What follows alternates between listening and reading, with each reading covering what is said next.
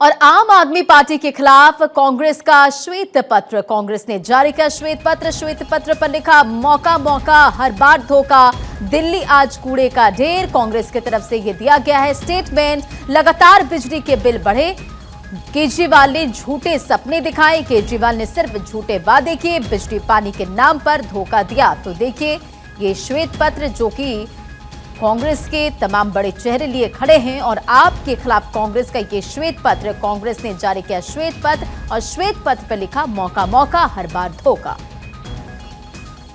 का जंजाल, 56,000 economically weaker section की सीटें खाली, अध्यापक और प्रिंसिपल स्कूल में नहीं, सरकार मौज में डूबी रही, शीश महल के पूल में डूबी रही। 40% बढ़े बिजली के बिल, 44% घरों में पानी गंदा, भ्रष्टाचार को बना लिया केवल अपना धंधा। हर बारिश में डूबी दिल्ली, सड़कें बनी तालाब, 2 महीनों में 30 मौतों का दिल्ली मांग रही है जवाब।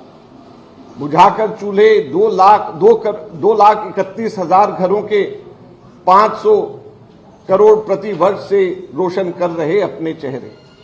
जलाए जा सकते थे 2,31,000 घरों के चूल्हे, 500 करोड़ प्रति वर्ष से रोशन कर रहे अपने चेहरे। नदी को बनाया नाला, बहते केवल झाग, साल बीत गए 10, ना यमुना हुई साफ। 3,652 दिन बीत गए, भूल गए जन लोकपाल, ईमानदारी की रचकर माया, बुना घोटालों का जाल। लंदन नहीं बनाया लेकिन करा प्रदूषण में नंबर 1, 500 किलोमीटर की टूटी सड़कें और 213 फीट के कचड़े के बने पहाड़। तो ये केजरीवाल के ये 12 पंक्तियां इनके 10 वर्ष को पूरी तरीके से समाप्त करती हैं। अगर हम एक एक करके देखें तो कोरोना काल के अंदर जहां पे लाशों का जंजाल था, जहां पर लोगों को अपनी डेड बॉडीज अपने रिलेटिव्स की जलाने के लिए, उसके संस्कार करने के लिए कई दिन की वेट करना पड़ता था। दिल्ली में ऑक्सीजन की कमी थी, दिल्ली के अंदर आईसीयू की कमी थी, लेकिन पैसे कहां खर्च हो रहे थे? पैसे अस्पताल को बनाने में खर्च नहीं हो रहे थे, पैसे अपने शीश महल को बनाने में खर्च हो रहे थे, केवल उसी समय के ऊपर।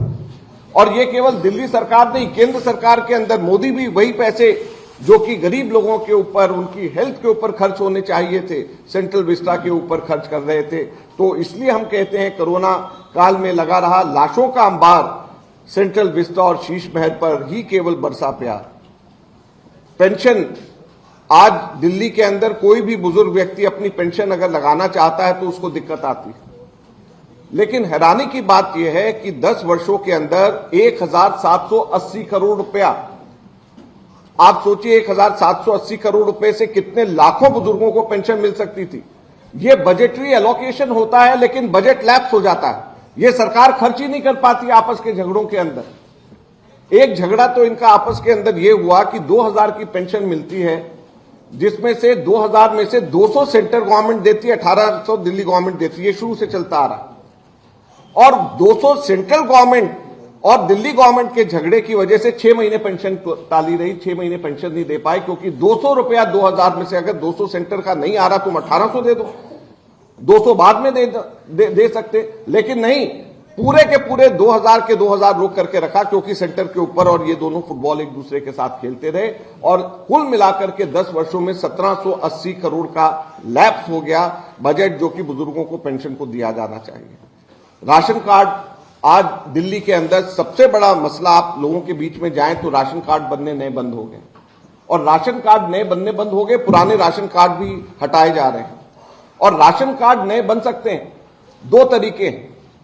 एक तो जनगणना अगर हो तो टोटल जितनी गिनती है लोगों की वो दोबारा से हो, तो परसेंटेज ऑफ हाउस होल्ड जो बिलो पॉवर्टी लाइन और जो पुअर कैटेगरी के हैं उस परसेंटेज के अनुपात के अंदर बढ़ जाएंगे।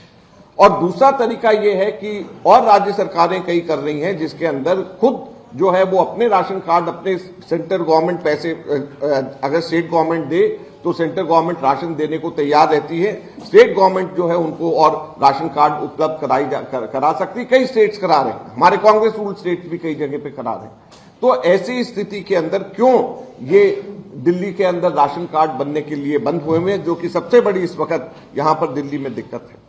गरीब लोगों के लिए झुग्गियों के ऊपर मकान देने के लिए सबके सब लोग वायदा ये लोग करते रहे।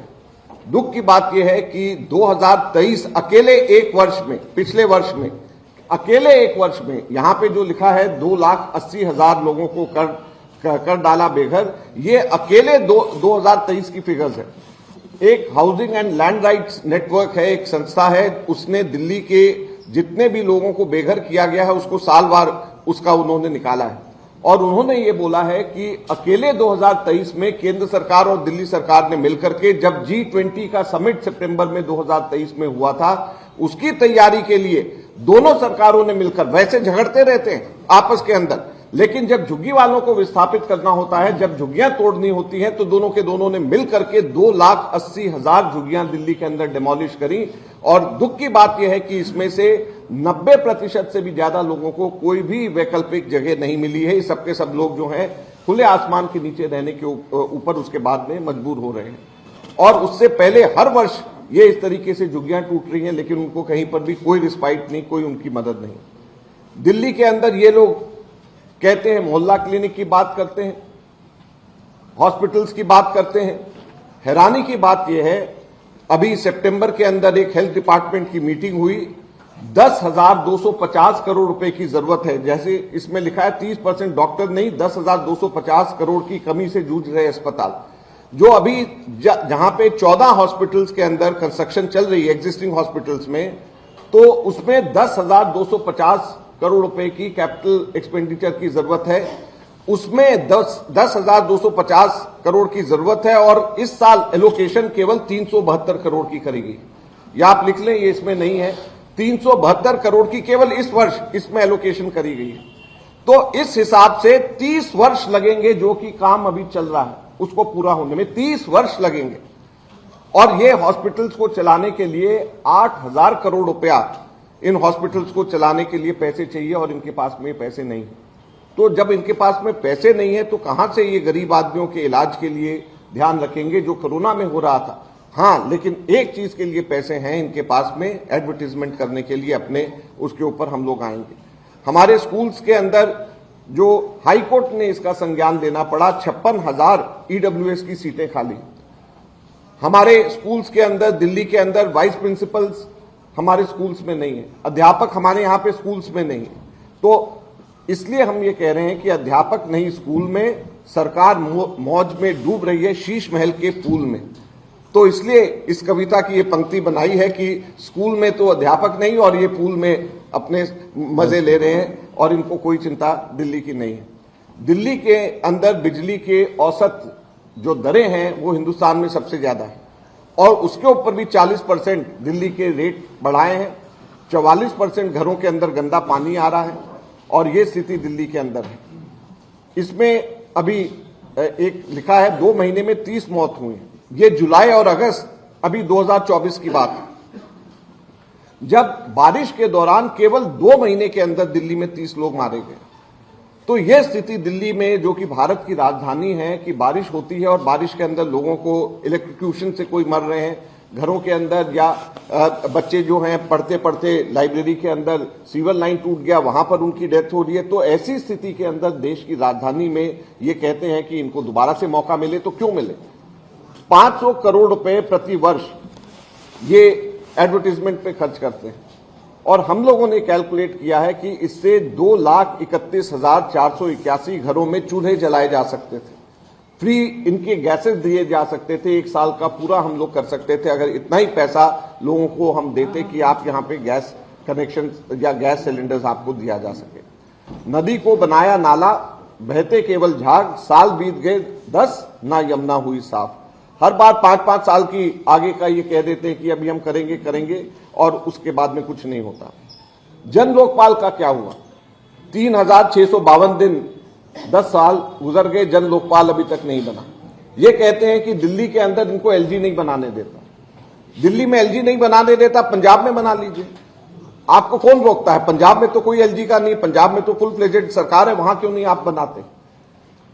तो केवल बहाना है जिसको लेकर के। और 10 साल पहले जब इस बनी थी पार्टी तो लोकपाल और जन लोकपाल के नाम पे बनी थी, अब उस चीज को भूल गए। ये कहते थे कि हम दिल्ली को लंदन बनाएंगे, प्रदूषण में नंबर 1 बना दिया। 500 किलोमीटर सड़कें यहां पे टूटी हुई हैं और कचरे के यहां पे पहाड़ हैं, और दुख की बात यह है कि इन सब चीजों के ऊपर कोई भी इस वक्त देखने को तैयार नहीं है। तो ये हमारे 12 मुख्य बिंदु हैं। इसके अलावा और डिटेल में अगर आप सेकेंड पेज पे जाएंगे तो उसके अंदर 8 ऐसे पॉइंट्स हैं जिसको लेकर के हम लोग आए हैं। उनको सिर्फ उनकी हेडिंग्स मैं एक बार पढ़ देता हूं। जुगलबंदी ने कैसा बनाया अपराध का माहौल। जहां पे हम जुगलबंदी कह रहे हैं वहां पे केंद्र सरकार और दिल्ली सरकार के मिल करके और मिली भगत की बात कर रहे हैं। दूसरा, करेंगे सिर्फ काम की राजनीति। ये कहते हैं कि करेंगे सिर्फ काम की राजनीति, तो हम उनको कहते हैं केजरीवाल जी की भाषा में ही तो करना। ये कहते हैं कि हम करेंगे काम की राजनीति, तो हम केजरीवाल जी को कहते हैं तो करना। कौन रोक रहा है? केजरीवाल करना, तो काम की राजनीति करिए, फर्जीवाड़े की राजनीति मत करिए। तो केजरीवाल करना। आम आदमी जो 2 रुपए का पेन जेब में रख करके घूमता है, रबड़ की चप्पलें पहनता, अब तो थोड़ा सा इस जो है विंटर्स में थोड़े ढंग के कपड़े पहनने लग गए, भगवान ने सद्बुद्धि दी है उनको। वो शीश महल का राजा कैसे बन गए? हम लोगों ने तो कैलकुलेट किया था कि 173 करोड़ रुपया सरकारी पैसे से व्यय किया है, और अब तो जब वहां पर जिस तरीके के विजुअल सामने आए हैं, जिस तरीके के उनके कहना नहीं चाहिए लेकिन बाथरूम से लेकर के हर जगह के विजुअल सामने आए हैं, तो वो तो राजा की तरह रहते हैं। तो अपनी पार्टी का नाम आम आदमी क्यों रखा हुआ है? जेब में 2 रुपए का पेन क्यों रखते हैं? सिर्फ दिखावे के लिए, वोट लेने के लिए, उसके अलावा तो कुछ नहीं। जुगल जोड़ी ने कैसा किया दिल्ली को शर्मिंदा।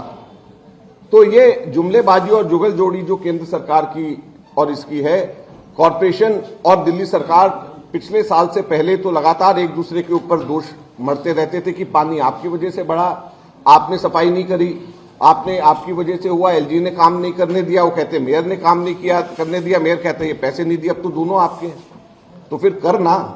कौन रोकता है? अब तो दोनों के दोनों इनके हैं, कौन उसको रोक रहा है?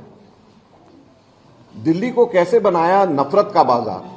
दिल्ली में इस तरीके के दंगे कभी भी नहीं होते थे जो कि अब पिछले 10 वर्षों के अंदर हुए, और जिस तरीके के हालात दिल्ली के अंदर पैदा हुए। दलितों के जीवन को कैसे बनाया नरक, इसको जरूर पढ़िएगा, ये पॉइंट नंबर 6 है। और पॉइंट नंबर 7, दिल्ली के निर्माताओं के सम्मान को कैसे हुआ समझौता, और दिल्ली की बेटियों का कैसे जीना हुआ मुश्किल। ये 8 पॉइंट्स टोटल हैं। इसको डिटेल में आप जरूर देखिएगा। ये हम दिल्ली की जनता को अर्पित कर रहे हैं, केजरीवाल सरकार के काले कारनामों के ऊपर श्वेत पत्र। धन्यवाद। क्वेश्चन पहले लेना। आप लोगों ने श्वेत पत्र जारी कर दिया, लेकिन आज जो महिला सम्मान योजना की बात हो रही थी, तमाम योजना में किस तौर पर देंगे, उसका एक हेड आया जिसमें साफ ये कह दिया गया कि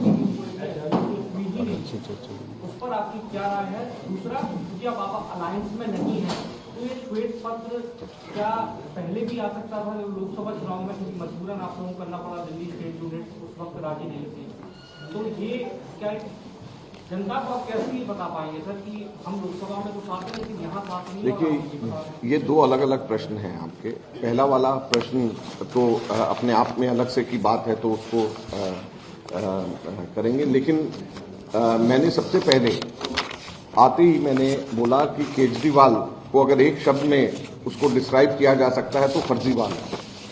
तो उनकी जो भी घोषणाएं हैं वो केवल फर्जीवाड़ा है, उसके अलावा कुछ नहीं है। और अगर वो इतने सिंसियर हैं तो करें पंजाब में, वहां पर तो एलजी नहीं है रोकने वाला, यहां पर तो 1000 रुपए कर नहीं पाए, यहां पर तो कुछ भी इसको इंप्रूव कर नहीं पाए। अब जो है फर्जीवाड़ा करके लोगों को क्यों गुमराह कर रहे हैं? दूसरा जो आपने बात कही कि इंडिया अलायंस से मुतल्लिक, देखिए हमारी पार्टी के अंदर हम सब लोगों के अपने अपने विचार रखने की आजादी है। जहां तक के मेरे विचार हैं केजरीवाल के बारे में, आप सब लोग से बेहतर कोई नहीं जानता है। मेरा मानना यह है कि आज दिल्ली की दुर्दशा और कांग्रेस कमजोर केवल इस वजह से हुई है कि हमने 2014 में उनका समर्थन 40 दिन के लिए किया था। आज दिल्ली की दुर्दशा का एक सबसे बड़ा कारण यही, और कांग्रेस ने मेरा यह मानना है कि हम लोगों से शायद अलायंस करके दिल्ली के अंदर दोबारा से हम लोगों से एक भूल हुई है जिसको सुधारना जरूरी है। मैं कभी भी इस चीज का पक्षधर नहीं रहा हूं, ना था और ना रहूंगा कि केजरीवाल जैसे व्यक्ति के ऊपर भरोसा किया जा सकता है। केजरीवाल हिंदुस्तान की राजनीति के अंदर अपने खुद के एम्बिशंस को फुलफिल करने के लिए किसी भी एक्सटेंट तक के जा सकता है। उसकी कोई विचारधारा नहीं है, कोई सोच नहीं है। जो व्यक्ति जरूरत पड़ने के ऊपर केंद्र सरकार को यूनिफॉर्म सिविल कोड के ऊपर, जरूरत पड़ने पे 370 आर्टिकल के ऊपर, जरूरत पड़ने के ऊपर सीए के ऊपर, हर चीज के ऊपर जरूरत पड़ने के ऊपर उल्टा स्टैंड ले सकता है, जो कि आइडियोलॉजिकली बीजेपी के समर्थन में है, उस व्यक्ति के ऊपर कैसे भरोसा किया जा सकता है? वो एंटी नेशनल है और उसकी कोई विचारधारा नहीं है सिवाय अपने पर्सनल एम्बिशन के। मैं आपको सिर्फ फिर याद दिलाना चाहता हूं, केजरीवाल की पार्टी का जन्म लोकपाल जन लोकपाल को पैदा करने के लिए हुआ था। सरकार बनने के बाद में वो सैकड़ों बार धरने पे बैठे हैं, एयर कंडीशन ऑफिस में एलजी के बाहर से लेकर के हर जगह के ऊपर। एक भी बार क्या लोकपाल की बात करी है अभी उन्होंने?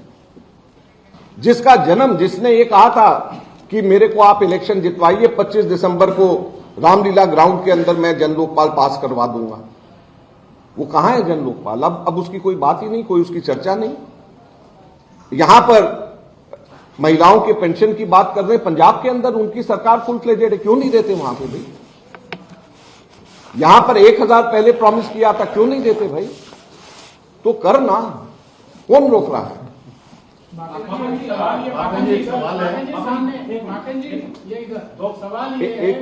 सवाल ये है कि कांग्रेस पार्लियामेंट में अमित शाह के अगेंस्ट आम आदमी पार्टी और कांग्रेस एक साथ खड़ी होती है। दिल्ली में आम आदमी पार्टी 5 लोगों को शेड्यूल कास्ट शेड्यूल ट्राइब बच्चों को विदेश भेजती है और वो स्कीम फिर से रीलॉन्च करती है, रीपैकेज कर रही है। तो क्या आपको लगता है कि शेड्यूल कास्ट शेड्यूल ट्राइब के लिए आम आदमी पार्टी आपके साथ खड़ी है पार्लियामेंट में और यहाँ भी? आप सिर्फ एक चीज देखिए, केजरीवाल दलित आरक्षण के बारे में उनके क्या विचार हैं, क्या वो उसके हक में है? हमने इसमें केजरीवाल के दलित के बारे में जो उनकी सोच है उसके बारे में इसमें लिखा है, वो बताएं। हमारे पास में तो वीडियोस हैं जिसके अंदर वो कहते हैं कि आरक्षण नहीं मिलना चाहिए सेकेंड जनरेशन में। तो क्या उनकी सोच है? अभी दलित अत्याचारों का दिल्ली में 4 गुना वृद्धि हो गई है, ये फैक्ट्स हैं। तो इसके बारे में वो चुप क्यों है, क्यों नहीं बोलते हैं? अंबेडकर प्रतिज्ञा दोहराई थी उनके मंत्री ने, गौतम जी ने, उसके ऊपर उनको पार्टी से बाहर निकाल दिया गया था। तो क्या ये उनका दलित प्रेम है? ये दलित प्रेम उनका दर्शाता है। दिल्ली के अंदर 804 दलित बच्चे जो एप्लीकेंट्स हैं, टोटल 94.2%, उनको स्कॉलरशिप नहीं मिली। क्यों नहीं मिल रही स्कॉलरशिप दलित बच्चों को दिल्ली के अंदर? अब ये बड़ी बड़ी बातें कर रहे हैं तो क्यों नहीं मिल रही? तो आज दिल्ली के अंदर जो ये इस तरीके की बातें कर रहे हैं, उनको कम से कम अपने गिरेबान में झांक करके देखना पड़ेगा कि वो क्या काम दिल्ली के लिए कर रहे हैं, क्या काम उन्होंने दिल्ली के अंदर दलितों के लिए, शेड्यूल कास्ट के लिए किया है। उनकी सोच जो है क्या वो परिवर्तित हो गई है क्योंकि उनको सत्ता चाहिए? पहले के केजरीवाल की सोच दलित आरक्षण में और अब के केजरीवाल की सोच में फर्क आ गया है, उनको जवाब तो देना चाहिए। एक सवाल है कि ओखला से, अभी दिल्ली की सीटें आपने रिलीज करी है, ओखला से एक उम्मीदवार के लिए सीसी में चर्चा हुई है जिसका नाम है इरशद जहां। देखिए, मैं इसका चर्चा आज हम नहीं करना चाहते, ये पार्टी का इंटरनल मैटर है। सीसी का डिस्कशन सीक्रेटली होता है। अब मुझे पता नहीं आपको कहां से ये जानकारी।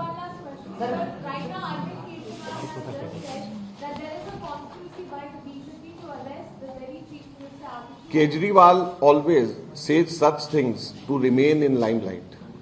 This is his style of functioning. He drops a stone to create ripples in the pond. This is his style of functioning.